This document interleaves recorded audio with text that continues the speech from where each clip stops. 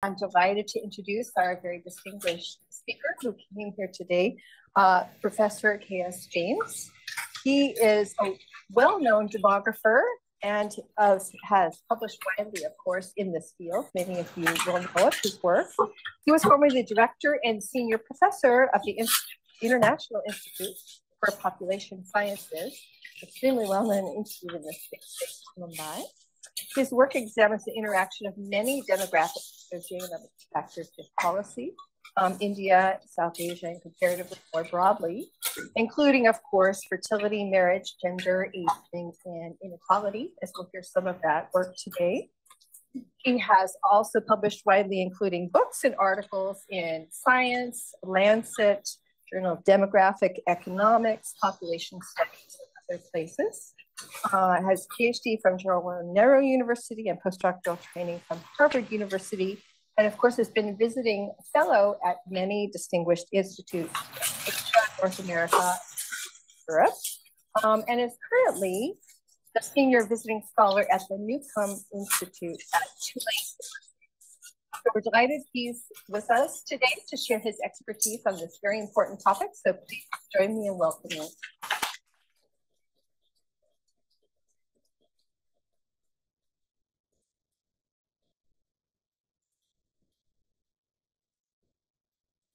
Thank you, Karen, for a generous introduction as well as for the invitation.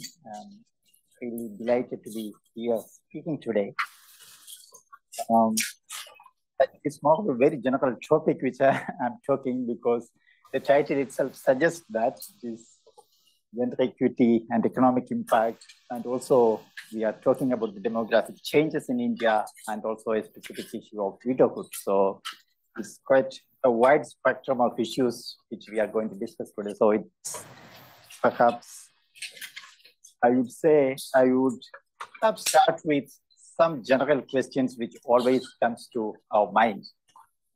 Because, I happened to introduce to this gender equity more recently because when I moved to the Newcomb Institute, where the whole emphasis of the institute is on gender equity issues. So I used to work more on the implications of demographic change, and one of the major implications is on gender. There is absolutely no doubt about it, but I was primarily emphasizing on what is really going to happen to the family, what's going to happen to the marriage systems in India, which are all very solid in the country. So whether there will be changes. So in process, I also thought, it is more important to look at the issue of gender equity. These some 3 or 4 general questions we are asking today. The first question, obviously, is does gender inequity comes down systematically with the demographic and economic changes? That is what obvious question. I think the answer for many of you, it will be very obvious. I will come back to that. But at the same time, it is important to ask these questions in the context of India because of very specific reasons, which also I will come back later. And the second question is what empirical evidence exists. If that is going to come down, what empirical evidence exists on the fertility, gender equity linkages, especially in the context of a settings of middle income country like India, or even that matter for low income countries, because you know that the demographic changes are now sweeping in many parts of the world, not only India, but I think that way it is very an important question to ask, because we have certain experience from the other parts of the world, but what would be the case for a middle and low income countries? That is the second question. Because arguably, all of you know that, we also understand very apparent equity convergence, especially in terms of levels of education, etc. There has been also substantial improvement in many countries of the world. So naturally, it is also important to ask a question, what new forms of gender inequity perhaps emerge with fertility changes, especially in a context of countries like India and other middle and low income countries. That is what perhaps the third question. It's a very important question. It's a general question which I might not be able to answer it fully, but it is a question which we would like to ask.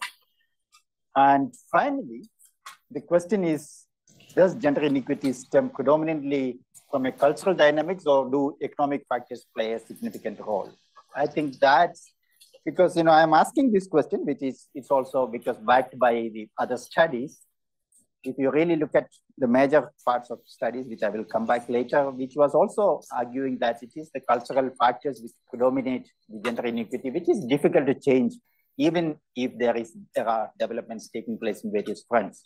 So in that case, actually, whether economic incentives and disincentives is going to work, and whether there is any issues of economic disparity there, that's also an important question to ask. So, which perhaps I will come back with the example of widows in India. That's what actually the title is quite broad, because we consist of a term widows as well as economic inequity, demographic changes, and all those words are part of my title. So let's see what is the expectation or what is the evidences on that.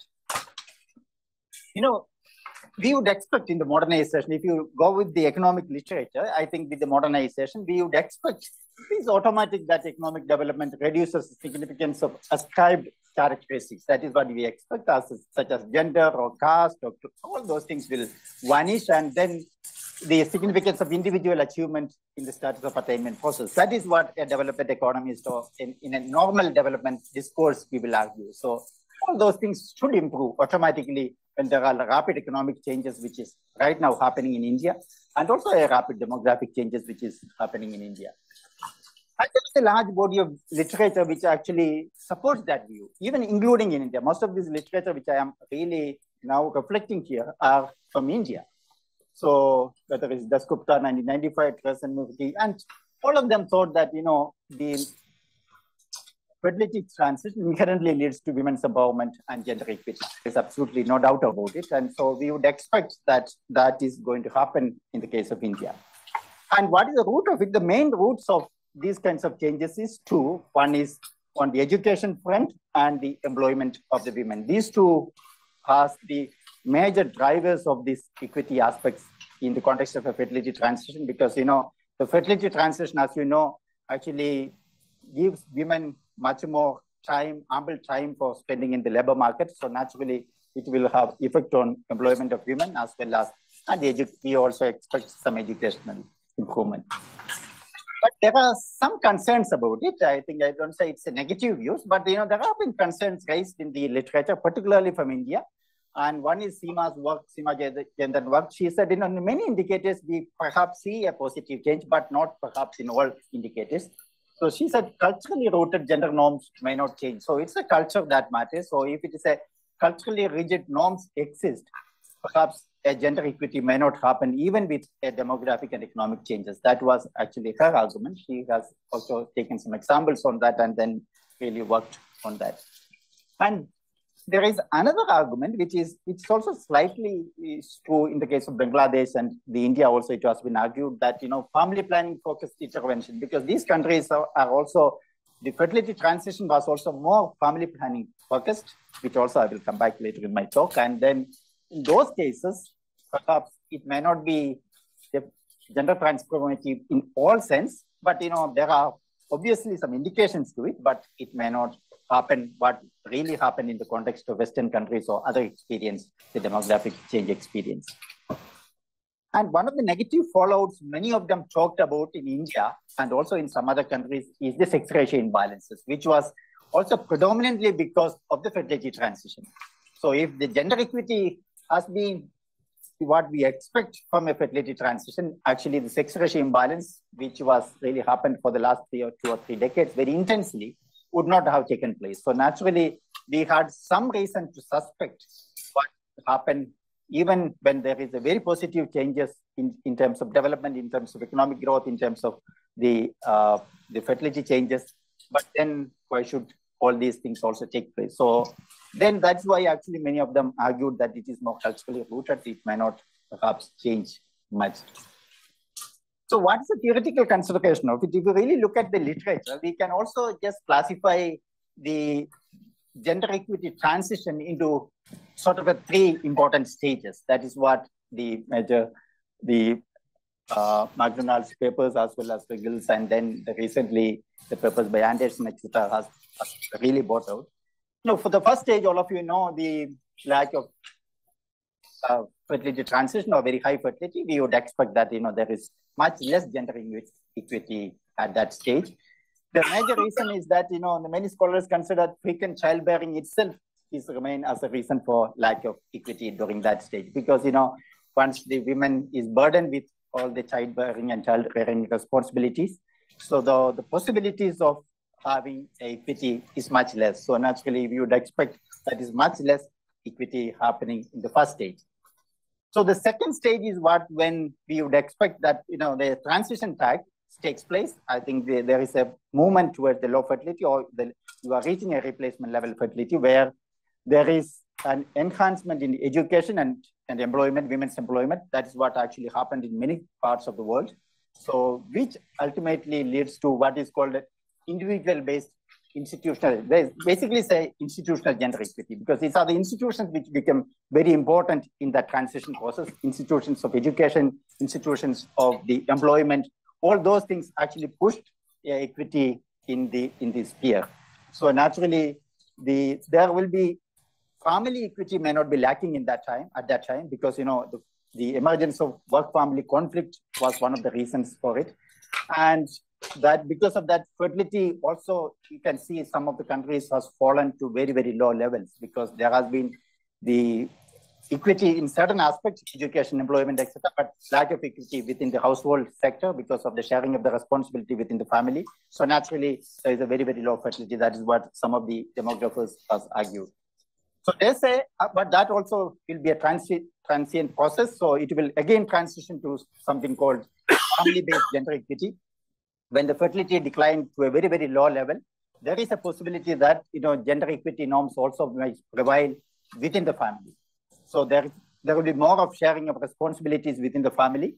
So which is called, which will be a reduction in the family conflict. And the Anderson, etc., argued that the reason for a slight increase in fertility in some of the very low fertility countries like the Korea, etc., now they argue that it is primarily because there is also more less work-family conflict and a movement towards what we call sharing of responsibilities more within the family. That's what they argue. So that is, is another way of really looking at fertility transition process, which is within the low fertility situations. So we are really not talking about the last stage, the third stage here. We are only looking at the second stage here, because in India, etc., we don't really expect to really get into the third stage, any low or middle income countries, but we are primarily concentrate on the first two aspects and especially on the second stage. If you really look at the demographic economic linkages, because my talk is also linking to the economic aspects, this is the same transition process which we expect in the economic demographic linkages. Because if you have a high fertility situation, because which we said, there will be a poor economic growth, there will be poverty, etc., which is happening because there are a large number of children, the per capita income will be low. So all those things are, then we will transition into what is called the second stage, which is the demographic dividend stage, which is also a low fertility, the below replacement level fertility stage. And you see that in that stage is where we expect there's substantial improvement in the education and employment front, because demographic dividend, as you know, is also because of the driven by the female employment and so on and so forth. So naturally, this is sort of a stage we expect more of a gender equity happens, at least at the institutional front. And the third stage, the last stage, you can say there's a second demographic dividend, etc., which is the very low fertility situation where what will happen. So we are really not touching into that aspects today. So we will primarily concentrate on the second stage. So I will not really discuss much on that today. So let me come back to India, because my talk today will be on India by what we would expect within the context of India on all these fronts. All of you know, India is experiencing a rapid fertility change, the rapid economic transformations. This is what the country is experiencing now, and a very potential demographic dividends, because there are a large number of literature and the important talk on actually what is really demographic dividend in the country. So, but the question what we have to ask is, can fertility change and rapid economic growth enhance gender equity in India? And what are the current empirical evidence on it? So is it there an empirical evidence that, we are really moving into more of a gender equity scenario with all these changes that are happening? And if so, what are the pathways to achieve these changes which interacts actually fertility transition and gender equity? That's also, we really need to look at it. And the next one is what extent the economic reasons play an important role in enhancing gender inequity.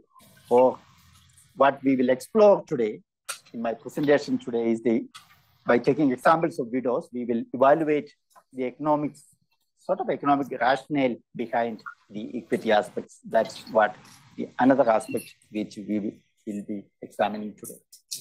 So I will organize my talk like this today. The first part I will to give an overview of what is really happening in India. I think many of you perhaps be aware of what is happening in India. Of those who are not really know about the fertility transition or demographic transition in the country, I will just place what is India's fertility changes and its specificities compared to other parts of the world. So that is what I will do first. And second, I will look at the equity relationship, especially on the gender equity relationship, and the major arguments, bring out the major pathways of the arguments on this. And we'll also look at the economic rationale of it by looking specifically taking a case of the widow issues in the country. And finally, we will end the talk with some public policy relevance on gender equity and fertility change, or the major economic change and gender equity in the country. So let me come to the first part of my presentation. What is actually the demographic transition, and why actually we should be concerned about gender equity in the country compared to other parts of the world, or the experience of what we noted from Western countries or the context of East Asian countries. Now, India's demographic changes, it has been unfolding over the last several decades now, but the country as a whole, all of you know, has reached a replacement level fertility. Now the fertility level is less than 2.1, is around 2 now. So that is the latest data is available only for 2020. So naturally, it may be even much less than 2 right now, because almost 4 years have passed after that. But there are a lot of variations within India, because we also see in some states, we know this transition is almost 30 to 35 years old, and some case it may be even not reached. So there are a lot of variations within the country on the fertility change. And we also see the glimpses of low fertility situation, very low fertility situation, the medium fertility situation, and very high, relatively high, not very high fertility, relatively high fertility situation in this country. And this all provides a unique opportunity to examine some of these leading hypotheses in India. That is because India is not one country in that respect, because these are actually a combination of many countries. If you really look at the size of the population, as well as the differences in language, culture, and all those things, if you really look at what is happening, it is such an enormous diversity.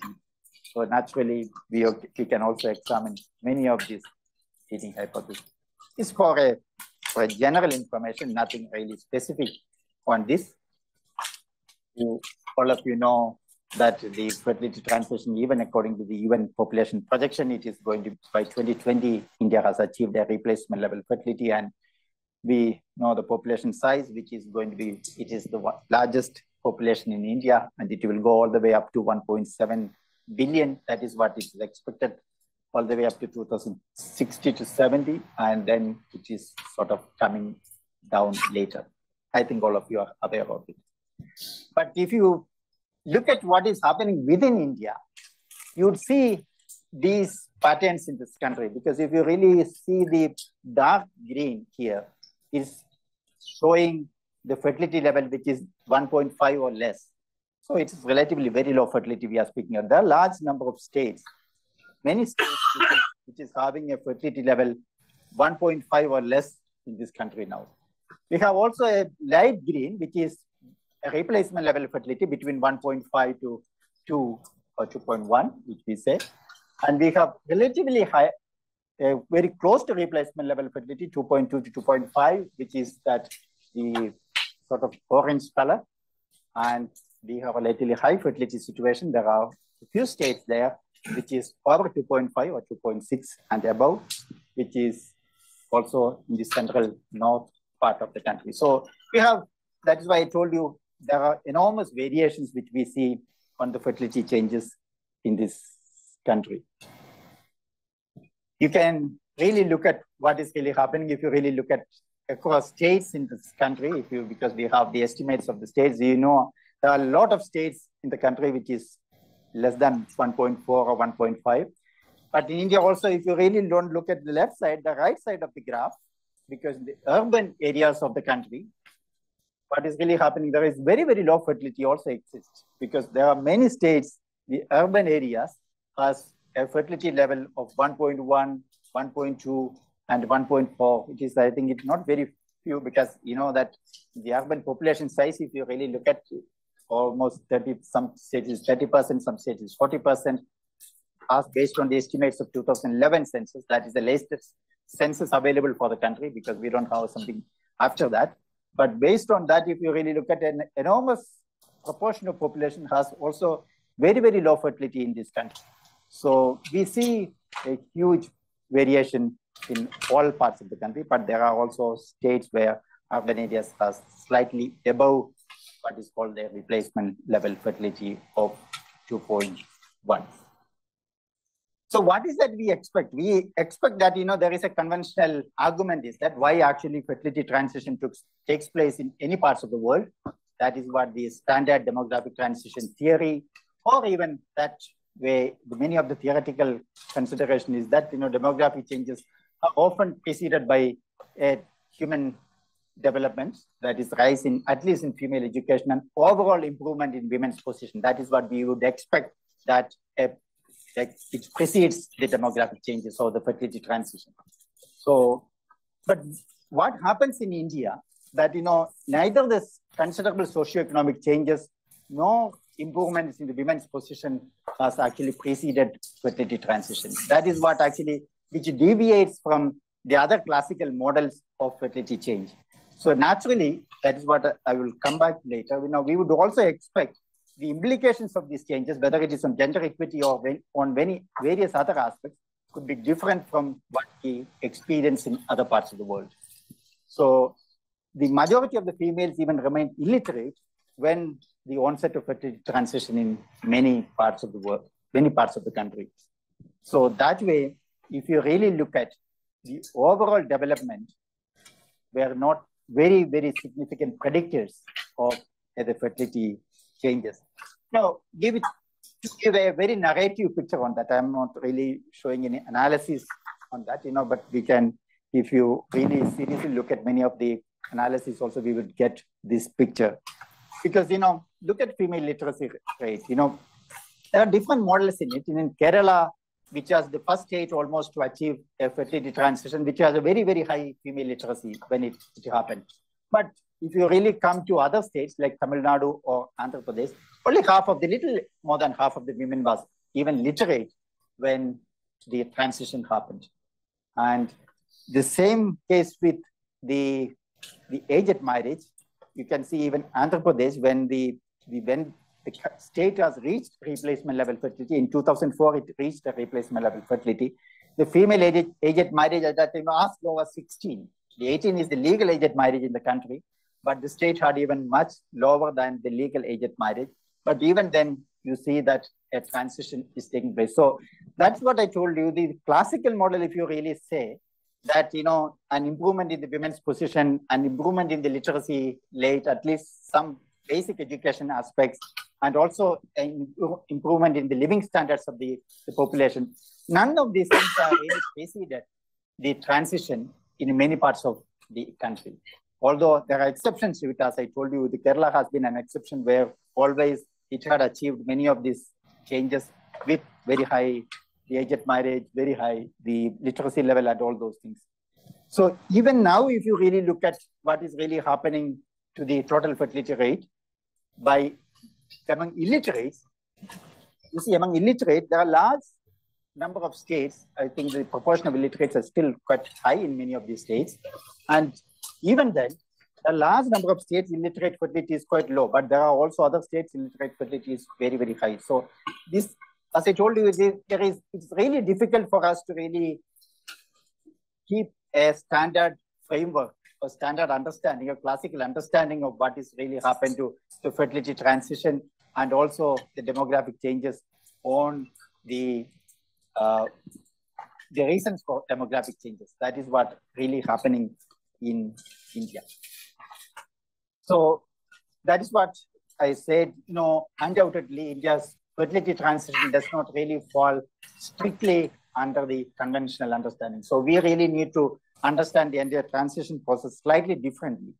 And because of that, primarily because of the socioeconomic improvements are not the primary reasons for the fertility transition in this country. So we have a demographic changes which has happened with reasons other than what we expect from the transition process in other parts of the world. And this is not only the case with India, that it is really happening in many middle and low income countries of the world now. So because of that, the factors are really contested in India, because if you ask me what is the reasons, then if not the socioeconomic improvement, what is the major reasons for it? I think there has been a lot of disagreement among the scholars on this. I think one of the strong argument was that the implementation of the program effectiveness at the state level, and there is also an argument like a diffusion argument, which has also been very, very strong. But overall, it appears that a decisive state intervention in promoting and making contraception easily available had a major role to play in many parts of it, because always we also measured the efficiency of some of the federal, the state governments by looking at what is really happening on the family planning front.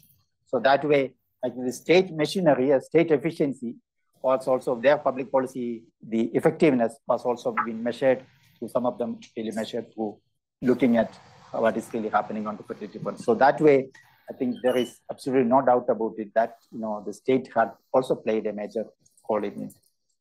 And therefore, as I told you, the implications of a fertility change would also be quite substantially different in this country. So let us, based on this background, so it was only just providing a background, those who are not aware of what is really happening in the context of India.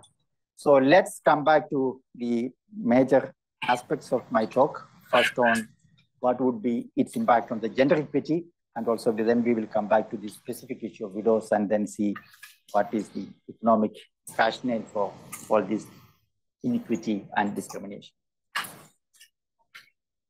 So if you really look at the literature available on what is actually the linkages between fertility change and the gender equity, we could, if you compile everything from the Western literature as well as even from the context of developing countries, we can perhaps classify them into 4 broad categories.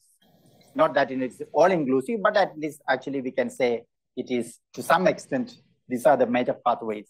One is the economic rationale, as I told you, that is everyone thought, women in the labor market. That is actually the pathways through which one would achieve more of a gender equity, whether it is in the society, whether it is there and later in the family. So that is a major pathways. So that has been argued for a very long time, because the Mason etc. was thought that actually even fertility transition can never take place unless there is women's position improve and women's labor force participation improves. That was the argument. So that way, the economic rationale has been at this very solid argument all these last several decades, and most of you are aware of it. And later, actually, there is more emphasis has also been placed on the social development aspect, particularly on education. Thought that, even if you fail in economic rationale, actually, if you can really provide education for women, and there is high chance that, there could be more of equity happens on many other fronts. I think this has been argued not only by as early as by Caldwell in the 80s, and then, much later. And there are a large number of papers which has actually been written on that. These are really some of the latest literature on this. And there has also been a demographic argument in it. Some of them say, actually, there is also something called a supply demand in this, especially in the marriage market, because what happens in the course of fertility transition, which we also see, because each subsequent cohort will be lower in number compared to the previous cohorts. So naturally, because of that, the marriage market, because of the gender differences in age differences in marriage, whether it is in the Western countries, whether it is in the case of the countries like India, I think that could be because of the marriage squeeze, the gender equity, or there is more of a women's position starts improving. That is what it's purely a supply demand side argument, which I will just show you some examples on this. But I think that is, and there is also a general neutral aspirational aspect, which Allentroth, etc. has brought, because what happens in case there is no sex ratio imbalance, in case there is no sex selection, what would happen if there is a fertility transition? There will be households, because if you say that fertility levels is only 1.1 and 1.2, it means that a large proportion of households, families will be with only one child families. And out of that, at least 50% will be only female child. So there is a route that, once you are only one female child, actually, many of these cultural norms which was existing in the past, which will be questioned, because earlier, for the funeral aspects of the parents, and as well as many other aspects, only male children are allowed. But if you are only female children, naturally, you also tend to have these changes. Many of these changes happens. I think that is, we will not really much touch upon that today, because, Indian contexts are different, as you know, that because of the sex selection and all those things, the families which has only female children, it's increasing, not that it is not there. It has come to something around 7% or 8% or something now, which is going up. Some people say it is all the way up to 12% now. But I think there is some possibility. It is not the 50% which you would expect in a normal situation. That was really not happened. So what is the economic rationale behind it? Is Bloom and Canning has told actually what happens in the demographic dividend stage. So they say you can just forget about the accounting part. That is the automatic part which is happening. What is really happens in the demographic dividend or something, which is the behavioral changes which is happening in the society. What are the behavioral changes which we would expect? As I told you, it is the increased women's work participation. That is what we would expect in any setting, because women have now fewer number of children. So naturally, they are able to get into the labor market. They are able to spend much of their time for the productive labor. Earlier, only half of the population was working, adult population was working. Now you have another half is also added to the population. So naturally, there is a dividend stage. So major pathways of achieving the dividend, as well as everything, depends on the women's economic work participation. So, and also, this is also stage, they say, because of large savings takes place, and relocation of the resources from investing in children, which is not given much of importance nowadays, because even investing in human capital is considered as a much more better investment rather than really for the parents compared to the physical capital. So naturally, which is really not very important. So if you really look at in India, in this context, we would also see sort of what is known as what is really much of the estimates coming from very hardcore economists or hardcore demographers and all those things, and interpretation of that, as well as what is really happening in the popular writings by many of the scholars. Because, if you really look at the estimates on the demographic dividend, all these papers which has estimated it from, I have done it 2008 and all the way up to 2018, there are estimates. All of them has been giving that India will have a very positive demographic dividend because of all these changes which is really happening, because the adult population is increasing, adult population increasing. The pathways are only either through an increase in the work participation of women, or by large proportion of saving what is happening in the household level.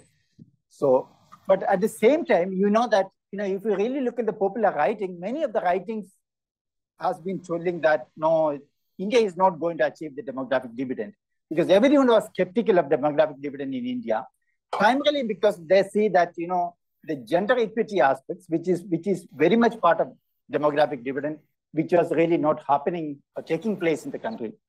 If you look at over a period of time, what is really happening to women's work participation, during a period when there is a rapid fertility transition or rapid economic changes in the country, So this was happening to the female work participation. This is a total, but so the rural areas, but look at the urban, the work participation is much lower than what was happening in the countryside. Not only that it is lower, but it has not really moved at all over the last several decades. So we would expect when a country was growing at such a some 7 to 8% level, and a country which was the transitioning into middle or high categories of countries, and when there is a rapid demographic changes, we would have expected there is some rapid changes was happening. That was up. So that is why actually many of them was argued that it is the cultural factors also which dominate these kinds of a behavior, really not the pure economic factors. So that was been one of the reasons for a cultural argument, strong cultural argument coming out on what is really happening. So look at even at the state level, it is not those states actually we would expect that where is work participation is high. It is not among those states which has very, very, very low fertility. Because look at Goa, which has one of the lowest fertility in the country, which has also very low work participation of women. So there is absolutely, even Kerala, you can see, it is in the other side of the spectrum. So what was really happening, this increase, people now say it is not really the work participation which you would expect in an educated category, but it's more of a distress-oriented work participation because of various other reasons, not as really the real educated employment is really not increasing. That's also being shown by many of the data. If you really look at the urban female unemployment data, it's over 20%, which is substantially high among younger population. I'm saying it is actually estimated for the 15 to 29 years age group population. It's actually as high as 20%. So that is why there is the considerable gap which we see what is actually the larger estimates which is derived from what is the demographic dividend happening, but what is really absolutely when we really look at the gender equity aspects of the demographic dividend, which we really don't see what we expect from what was really happening all parts of the country. So we can say significant, despite a very significant changes, key pathways of gender equity to increased female labor force participation is completely missing, which is in the country. So the question is that whether it is more culturally driven or whether it is the opportunity driven, it is actually something which we really need to focus later. And what is really happening, the educational outcome. So all of you know, fertility transition leads to strong aspiration. That is what the theoretical argument is, that on investing in children, because when you have 1 or 2 children, the parents actually spends much of their time, money, everything on investing in the human capital. So investing in children becomes very important during that stage. Although you may not have adequate improvement in the literacy level, etc., before the fertility transition, at least we would expect after the transition happens, there is a rapid changes in the children's education and everything. With the demographic transition, I think smaller number of children, parents respond investing in children. That's what the major argument is, that I think this has really happened. So there is both in Indian case as well as in the world over, this has been sort of a very strong argument. What is really happening in India? I think there is some movement towards it. Not that we don't see that. There is absolutely, at least in the very high levels of education, we don't really know what is really happening. Not much of data is available on that. But if you really look at the school education, up to 12 years of schooling, that is almost the completion of the schooling, we are right now seeing sort of a convergence in that. You can see between 2005 to 6, it was actually, the difference was sort of 8 percentage point, and now it has to a sort of narrowed to something around 6 percentage point or something. So there is narrowing of the facts, but it is not that it has suddenly complete gender equity. But if you really look at the lower level to the primary level, etc., we really see that there is sort of a convergence is happening. Almost 10% of the female as well as the male are really now going into enrollment and the primary schooling. So, but if you really look at where is then the issue, is that the issue we would see because there is also a lot of differences in the quality of education in the country. The parents may be ready to invest more in the quality of boys compared to the quality of the girls' education. That's what if you really see the getting into an admission into Indian Institute of Science, so in the Institute of Technology in the country, it's very, very difficult. It's very competitive. So if your children has to get into there, you have to send them for training for that and all those in the huge investment. That's why if you really look at what is this ratio there, is only 19.20% of the BTech program in the IITs are really the girls students. So which clearly, although it is that despite the fact that there is a promotive government policies on this, despite government attempting to increase the gender ratio to IITs to supplementary seats, they have allowed supplementary seats for the girls, children, etc. With all these changes, all these programs, but still we really don't see much of a changes. There is drastic changes when we compare to maybe 20 years back, but still I think the ratio is much, much less. So what we see overall may not be reflected in the quality of the education. So there could be discrimination between the quality aspects, although the quantity aspect we might see some sort of a parity. And as I told you, age structure imbalance, there are positive and negative spin, is the third argument that because of what we call marriage squeeze. I think this is argued by Anderson and Kohler in 2015. Their celebrated PDR paper in 2015. They thought, because even this has been argued by Butt and etc. in the case of India, but they write in 1999 in a population studies paper that the cheering news is that as a result of declining fertility and marriage squeeze against females will ease, and for a change, men will have to confront shortage of brides. That is what they expected. So because of that, all these things is happening. And in addition to that, that the sex ratio imbalances has happened in this country. So with all these things, there is serious shortage of brides compared to, the brides in this country, so compared to grooms. So naturally, you would expect on a supply-demand scale, the status of the females should improve.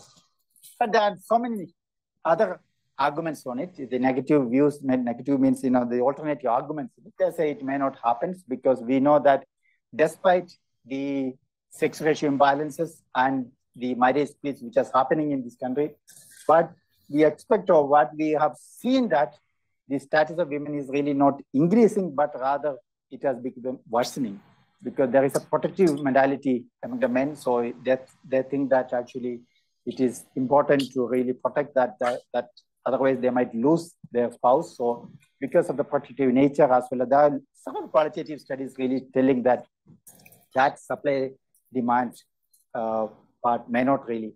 If you really look at the data, that is also true. If you look at 25 to 29 age group, there is substantial changes really.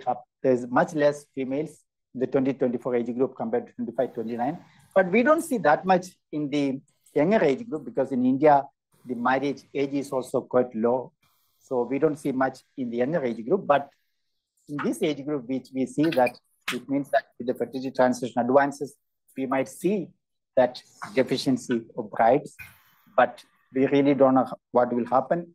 But Anderson, etc., argued that if you really look at many of these countries, what they say, it is actually during the 50s and 60s, this was a situation that really led to more of a family-based equity, they say, because of the scarcity, extreme scarcity, which was happened because of the fertility transition. Yeah, we will, I think, perhaps ignore much on this because what is the other way of looking at it, whether it's actually aged marriage is also changing because of all those things, which we don't see much of a change. The difference in aged marriage is slightly increased over a period of time. Maybe it's partly because of the scarcity, because if you have scarcity of brides, you know that there is a chance that there will be pressure on the females to get married early. So maybe because of that, but it's not that aged marriage is not increasing, but the difference is a slightly widening. It's not a major widening which is happening. So, which we will conclude all these things later, because let me come to the last part of my presentation. I don't have much time left, and so then we will come to the conclusion part. So let me come to the widowhood and mortality. why actually I should talk about widowhood? Because of two reasons that I told you. We will also want to look at, because widowhood is the stage, there is a strong argument that the rationale of discrimination or inequity which is happening because of during the widow stages is primarily driven by cultural factors. That was the major argument. And the second, with the demographic changes, we would also see a very boom in the widows or the overall widowhood in the population. Actually, if you really look at the overall widowhood, almost 70% of them or 60% of them are really females. So naturally, much of the problem of the widowhood is for the widows, not for the widows. So naturally, it's important that it's an emerging inequity which may also drive the gender equity in the future. So that's why it is important to look at. So that's what I told you. The demography, if you really look at it, is actually, it is mind-boggling, because the UN projections say that in India, there will be 162 million older persons in 2025 by next year. And it will increase to 346 million, so which is almost 21% of the total population in the country of 1.7 billion, 1.6 billion, you can imagine. And according to the Lumba report, which was recently published, they say that actually there are 245 million widows in the world. Out of that, almost 17% are in India. Substantial number of people. And if you really look at the LASI data and estimate it, LASI data tells that almost 54% of the 60 and above are widows in the country. So if you really estimate it, it will become 45 million in 2025, and almost, you can say, closer to 100 million by 2050. So 100 million means is actually sort of many countries of the world is adding together. So that is actually the extent of number of widows which would happen in this country. And at the same time, we also know that there are a large number of studies which indicate widows are the most vulnerable and in living in acute deprivation, and many countries of the world, and also in India, particularly in India.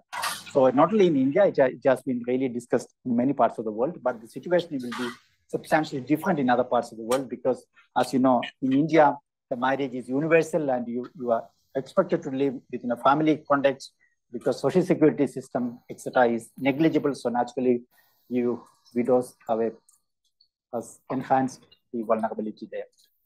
And if you really look at the comparison between widows and married is often done both in the context of Western countries and many other countries, and which is called a widowhood effect, because that has been discussed for a long time. Why widows have higher mortality rate, high other vulnerabilities, etc., even in the Western countries. So there has been a lot of research on that, and I think why it is happening. I'm really not going into that aspect.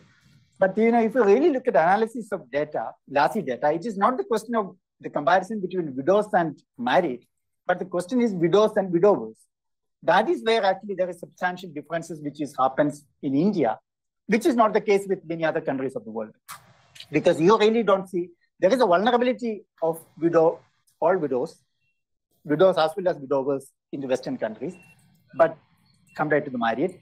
But here the problem is that actually widows are much more vulnerable compared to the widowers. That is where actually the LASI data clearly portrays it. So that is why it is really important. And if you also look at what is actually, whether it is if you clearly examine the LASI data, because everyone thinks that it is because of the religious aspect, it's because of the cultural aspect, caste aspect, we really don't see much of a variations by religion, by caste, and all those things in the situation of widows.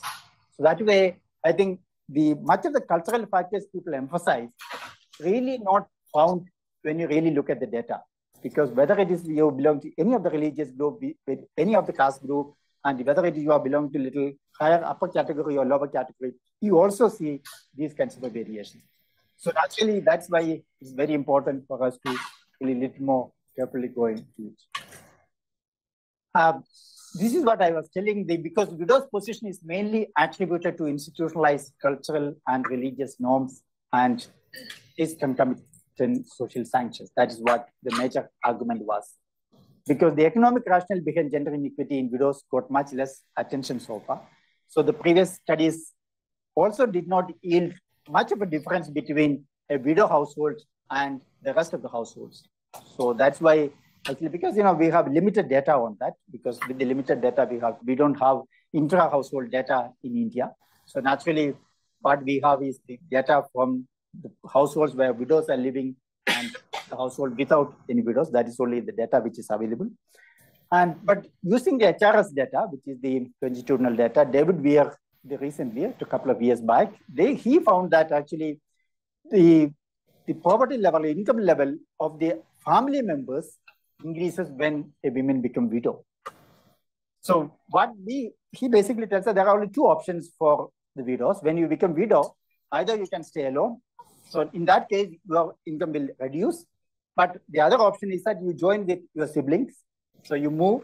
And if you move, because you are also transferring your own income to the family household, when you estimate a household income. So naturally, he said the opposite is true because then your family income is increasing. So he said, if you really look at the household level or family level, you can sometimes see a higher income among the widows compared to a non-widow household. That's also is possible in this context. And in India, we know that most widows lives with the family. It's very rare case that, widows live alone. There are cases now emerging, but, there are extreme cases like, widows have been left out and, there have been institutional care and all those things. There are very abject poverty situation, but otherwise, most of them live within the family. So, but I have attempted here really basically look at the economic rationality. Is it true that a widow household is systematically poor and vulnerable compared to a non-widow household? That is what actually the attempt is. For that, the approach which I am taking is the standard, it is often done for the cost of disability estimation, which is called the standard of living approach. The standard of living approach really estimates any vulnerability, not vulnerability, any case of a particular household, any particular parameter you take, and then really distinguish between other households if other things remain the same. So it measures the additional income required to keep the same standard of living of two households if other things are becoming equal. So I think this method is based on the Amartya Sen's concept on the compensating variation. So how much compensation is really necessary if you really want to make the two households equal, given that, we know that there are some vulnerability exist because of certain conditionalities. That is what we really estimate. So the model is like that, if you have a soil, you have alpha Y and beta W. So actually W tells you a presence of widow in the households, and alpha really gives you a measure of household income. So whether it can be income. So in India, mostly income estimates are very poor. So we always use consumption estimates compared to income estimates. That is what really the Lassie also gives you that. And we have any good measure of the standard of living. That is what we estimated. And finally, the difference in income is estimated by beta divided by alpha. That is what we estimate a difference in income. So the SOL, which we completed here, is the wealth index. Wealth index is simply this same way which we compute from these standard DHS data. We have, that DHS data gives you which is called the wealth index, which is different for each household. Each household, based on the measures of amenities and assets in the household, we estimate what is really the current living standards of them. And the other one is the per capita household expenditure, that, as I already mentioned, and all other factors are really compared.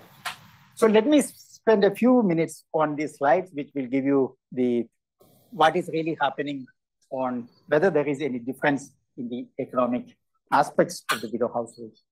So if you look at the overall aspects, if you really look at overall, we see a significant relationship. That means that actually, being a widow household, your standard of living is significantly lower than actually non-widow households.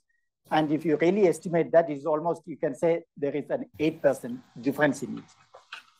But, this is what was really normally estimated in the case. And, sometimes, they found that there is no significant differences. Sometimes it is found some differences. You can see that, finally the differences are only 8%. But what really happens in the context of the countries like India, there is what we called a standard of living gradient on behavior of the people when there is something called an eventuality like widowhood happens in the country. So for a richer household, it means that a richer household, it means that if a husband is a richer person, he dies. So naturally, there is an incentive for the widows to be attracted to their siblings because they know that she is also coming with a huge amount of wealth to the family. So that is why if you really divide your sample, so what I have done, then I have divided my samples into two groups. So one is the richer families, that is top 2 quintiles, and the other one is the bottom 3 quintiles. If you really look at these two, you would see a significant difference in the estimation results. For the richer families, we really don't see any significance at all. There is absolutely no difference between having a widow in the family and not having a widow. There is no living standard difference. Primarily because, you will be taken care of. You have a sibling who are happy to really welcome you to your household. So naturally you are, but for the poor households, actually these differences are also found in India when you are female-headed households, because there has been a long discussion in India why actually female-headed households are poor compared to the other households, because it's only a widowhood that matters in that case, because most of the females heading the households are the widows. You know that when you have the husband is rich, the siblings will accept you, and the siblings will take over the headship rather than they allow the poor widow women will accept the headship. But if you are poor widows, naturally no one will be there to help you. You have to really manage everything yourself. So you will be heading the household. You will have to take the household burden. That is what, if you really estimate for the poor sections, it comes to almost 25%, the difference, the standard of living difference. It becomes huge.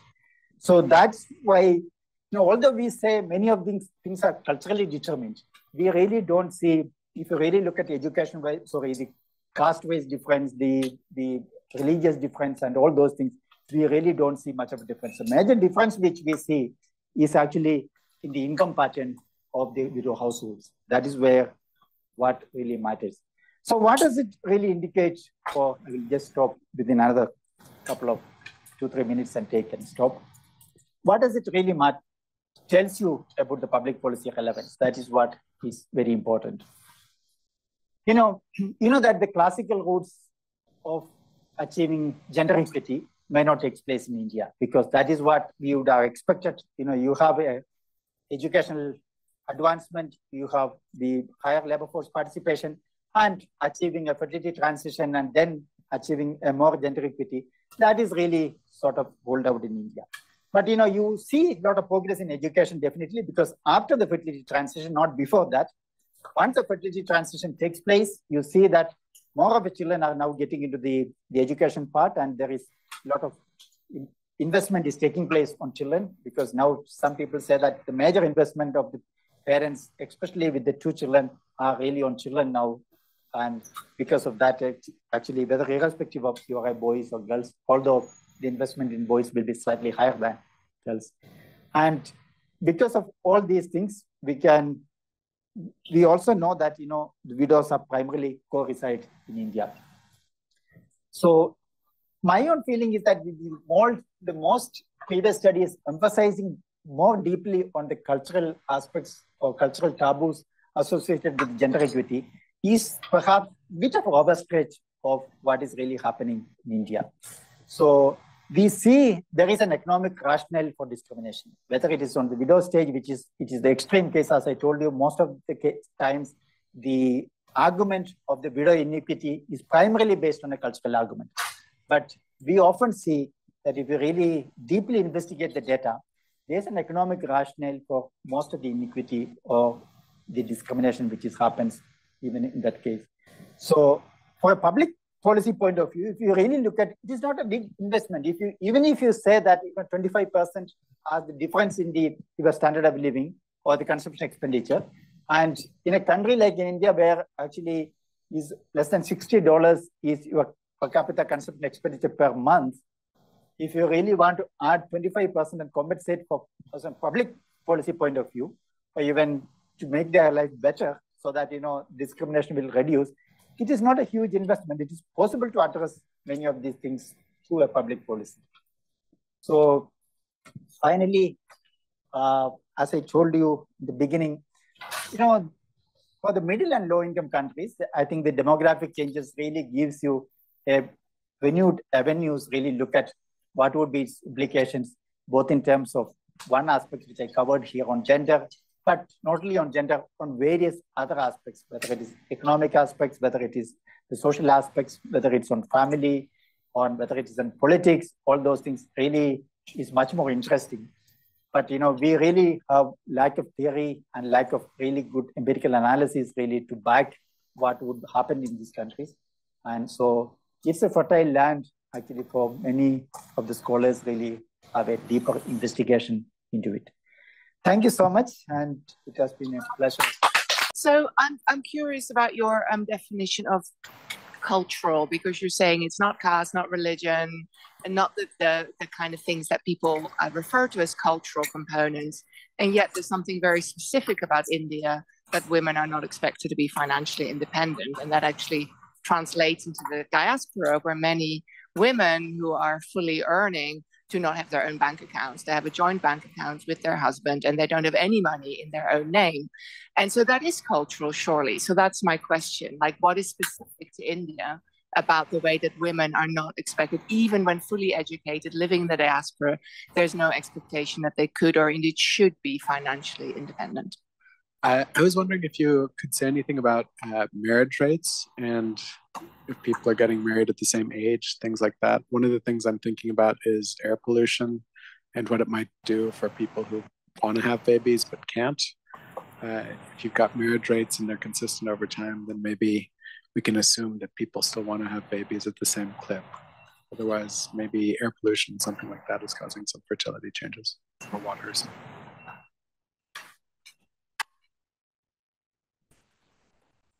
I'm interested in how you define work participation, because the graph shows the rural area have high ratio of participation than urban. So it's because of different type of industry, like agriculture is rural area. Yeah. I wonder, is any causation study between health, especially men's health, and the data you have, because if we can address the root cause of a problem of widowhood, then it seems that it would help public policy dramatically. Well, of course, health and education. And then also, given caste is probably still, there in India, I wonder, have you done any consequent study from a caste perspective so that we can see which particular caste suffers the most, where that's maybe where the public fund would be directed there in priority? Thank you. Yeah, the first question on how do you define culture is really a tricky question. I think there is no unanimity among the scholars on it. I think many of them really considered religion as one of the important cultural variables. I really don't know whether it is the right definition to it, but the major part is really was to consider what is really happening among the Muslims and Hindus and then the Christians and all these kinds of definition. And also sometimes they also has considered the different regions in this country, because different regions have different cultural patterns, etc. And that way also they defined it. But yes, you are perfectly right. You don't expect the gender differences in India is going to be eliminated within because your economic growth or because it's happening. It has definitely a cultural roots to it, and there is. But what we expect that with the sort of changes which is happening in this country, we would have expected much more rapid changes with the obvious kinds of discrimination, like in education aspects, whether it is in the employment aspect. This is what you would expect. I can still say that, what you have described, like the bank account, etc., within family, I am sure, because I was also looking at recently the NSS has released the what's called the work within the family, unpaid work within the family. So they have that data, if you really look at, you see, irrespective of any states in the country, the men's participation in the work is really relatively very, very minimal. So that is very clear. So this family level inequity is going to continue at least for a few more decades in the country. I know that even in the Western countries, it is actually the progress is not that perfect. So naturally, in the countries like India, we don't really expect that to happen very easily. But we are not looking at that aspect. We are really looking at actually the very obvious inequities, which is, the sex regime violence, or whether it is work participation, or whether education, etc. We would expect much more rapid progress. What we really don't see. That is what the concerns aspect. Yeah, the marriage and the connection between the environmental pollution, etc. One of the areas where actually there is these changes in the country, even despite the economic and progress and the demographic changes, is in the marriage pattern. We really don't see much of a changes. Even the age of marriage also has gone up, and it was very, very low. I'm saying you are child marriage, etc. Those things really has moved, but not a major change in the age of marriage even. Even if you really look at the proportion of women marrying less than 18 years, which is the legal age of marriage, it is quite substantially in number still. It has been something around 28% or something, and it is last one. But, it is coming down, but, that is only just legal age of marriage. We want to expect the marriage age to be substantially increased. So that way, but, at the same time, you are also right that there is also a major discussion on infertility now, because of air pollution and all those things. These kinds of discussion is also happening in this country, because, it's a strange country now. You really so different, very, very varied patterns, because there are certain areas where there is infertility clinics and all those things are booming, and because various reasons, and the other part you really see there is, so you can see perhaps different India in one country, even in same cities of the one country. That's what really experiencing in this country. And the work participation definition, actually, we have sort of a standard definition which compared to other international. This is what the National Sample Survey Organization which defines, which is actually the work which is happening outside the home for the payment. So it should be outside your house, and it also should be, it is for the payment. So you need to be paid wages or the salaries, or something has to be paid for it. So that it can be paid in kind of cash, that is fine, but you need to be paid for it. So that way, I think definitional wise, it is actually, we are thinking about the work which is external to what is really happening in the households. But what happens is that in India, because, if once you are educated, you don't have opportunity. That is what I was really coming to my point, because many people think that, the low work participation in India is also culturally determined because women doesn't really want to get into the work. That is really, but if you really look at the unemployment rate, etc., is also telling that, there is lack of opportunities, even not only for women, but even for the men in the country. So there's a serious unemployment. Although with such a rapid economic growth, the country was unable to produce the significant employment growth in the country, because, the growth was not in the manufacturing sector. The economic growth was not in the manufacturing sector, it was the service sector. And the employment creation potential was really limited.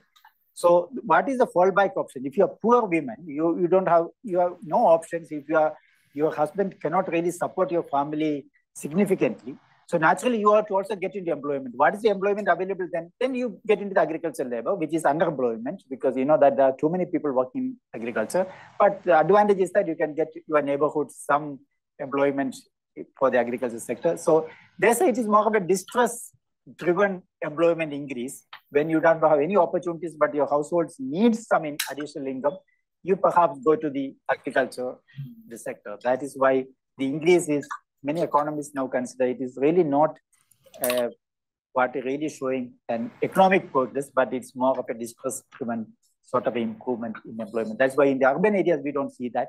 We only see in the countryside. Yeah, that is. So the next question was on the men's health. Also, it engages with education. That's what really is surprising. If you really see even now, especially of the older ages, the LASI data, which is the longitudinal aging data, which is the DHS, not DHS, sorry, the HRS equivalent data in India, which really shows that there is a significantly higher morbidity rate among women compared to men in the country, even in the non-communicable diseases. So that was, which was surprising, which we thought in India, the women's health should have been far better because, you know, if you really see the smoking or the alcohol use, any of these things are very, very minimal among women in country compared to the men. But if you really see in the chronic disease part, it is substantially high among the women.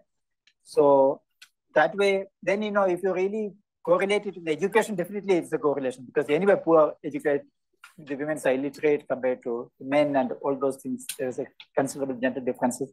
So the socioeconomic correlation, it's really because it is not a longitudinal data. We really don't know whether it is really a spurious correlation or whether it is the real causality. It is really tough to tell.